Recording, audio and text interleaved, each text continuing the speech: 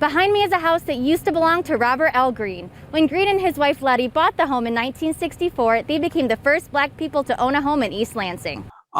Finished my PhD, November 1962, and started looking for housing. Couldn't get a house. No realtor would touch me. They would give me the runaround. And there was a white couple, Jerry and Mary Ann Wish. He was a friend of mine. And they would go and look at a house and they would be offered the home. They would come back and say, Bob Green, that house is available, go look. I would show up with my wife and I would get turned down. So I had this experience time after time. Green was teaching at Michigan State. As a young, tenured Black professor in the School of Education, Black students would come to him when they had problems. For example, I remember Blacks couldn't get a haircut in the Union building on the campus of Michigan State.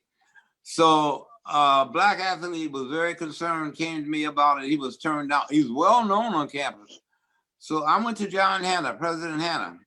President Hanna got up, took the football player by the hand.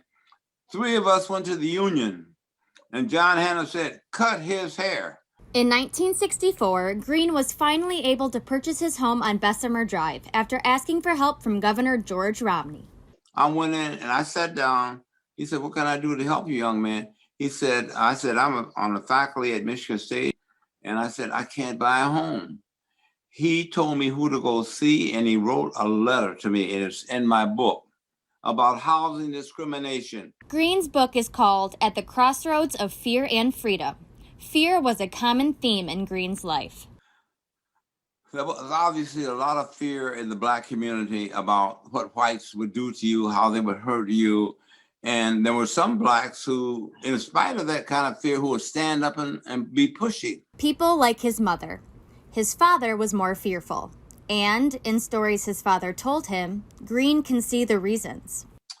He said, when I was 13 or 14 years of age, my best friend was hung from a tree. He was lynched. And he said, I saw it. He said, I was standing on the edge of the woods with another buddy of mine. We were both 13 or 14 years old. And 35 white men said a prayer. Then they hung him from a tree, and I saw him hung and lynched and kicking for his life. So I said, okay, Dad, very calm. I said, Dad, what did he do? What did he do wrong? My father said, nothing. Green says he's proud of the new generation of activists working with the Black Lives Matter movement. I always tell them, work aggressively against discrimination. Just stay nonviolent.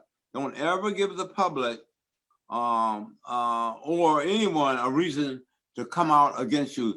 Green says that East Lansing is still a part of his life, and that staying in school and getting an education is the first and most strategic way to fight racial discrimination. For Fox 47 News in Lansing, Lauren Shields.